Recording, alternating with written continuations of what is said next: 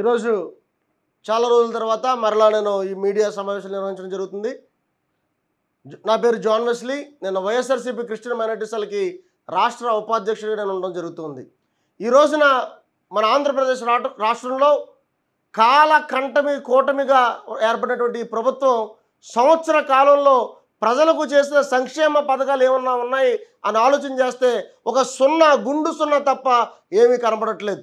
ఆ రోజు ఎలక్షన్లో చెప్పారు చంద్రబాబు నాయుడు గారు, వాలంటీర్లకి మీరు 5,000 ఇస్తున్నాడు జగన్ గారు, నేను 10,000 ఇస్తానని చెప్పాడు.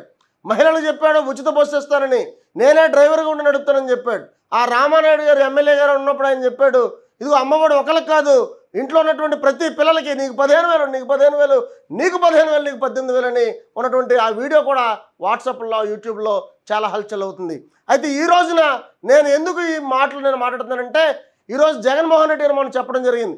జూన్ 4వ తారీఖు ఏంటి అంటే వంచన దినంగా ఆ రోజు జరుపుతున్నామని.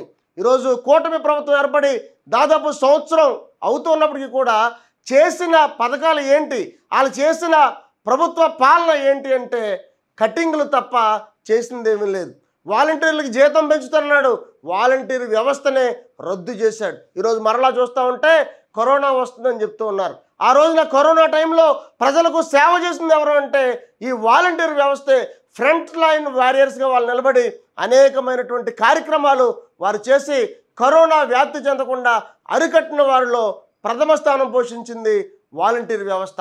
అలాంటి వాలంటీర్లని మోసం చేశారు ఈ కూటమి ప్రభుత్వ నాయకులు. అలాగే చూసుకుంటే ఇంటి వద్దకి రేషన్ అని చెప్పి చాలామంది ముసలోళ్ళు వెళ్ళి అక్కడ తీసుకెళ్ళలేకపోతున్నారు. ఇంటికే రేషన్ పంపుదామని ఇంటింటికి రేషన్ వాహనాలు పెట్టి ఒకరికి ఎంప్లాయ్మెంట్ క్రియేట్ చేసి కొంతమందికి డ్రైవర్లుగా అవకాశం కల్పిస్తే ఈ రోజున అటువంటి మంచి పథకాన్ని కొనసాగించడం మానేసి ఆ వ్యవస్థని రద్దు చేయడం జరిగింది.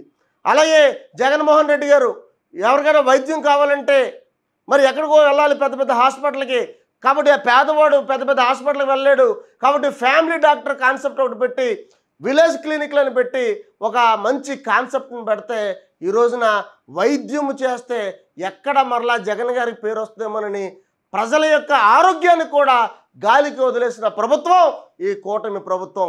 విలేజ్ క్లినిక్ని అలాగే ఫ్యామిలీ డాక్టర్ కాన్సెప్ట్ని కూడా రద్దు చేయడం జరిగింది. అలాగే ఈరోజు చూసుకుంటే ఈ రోజున మన గవర్నమెంట్ స్కూల్స్లో ఎంతో ఒక విప్లవాత్మకమైన మార్పులు తీసుకొచ్చాడు జగన్మోహన్ రెడ్డి గారు. ప్రతి పేదవాడి పిల్లలు కూడా మంచి విద్యను అభ్యసించాలి, ఇంగ్లీష్ మీడియంలో చదవాలి.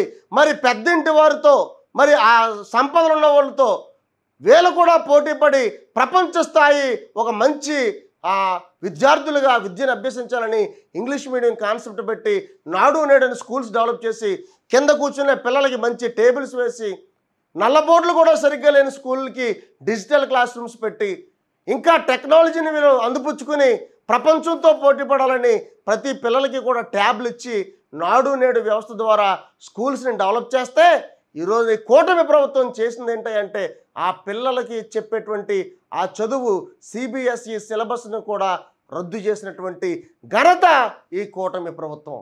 కాబట్టి ఈ కూటమి ప్రభుత్వం ఈ సంవత్సర కాలంలో చేసింది ఏంటంటే సూపర్ 6 నుంచి ఉన్న పథకాలను కూడా తీసేసినటువంటి ఘనత కూటమి ప్రభుత్వం అంది. ఈరోజు నేను చెప్తున్నాను, జగన్మోహన్ రెడ్డి గారికి అభిమానులుగా ఎందుకు మేము ఉన్నామంటే ప్రజలకు సంక్షేమ ఫలాలు అందించాలంటే అది కేవలం జగన్మోహన్ రెడ్డితో తప్ప, ఆ నాయకుడు కుటుంబంతో తప్ప, ఆ రాజశేఖర రెడ్డి గారి వారసత్వంతో తప్ప ఎవ్వరు కూడా ప్రజలకి సంక్షేమ ఫలాలు అందించలేరు.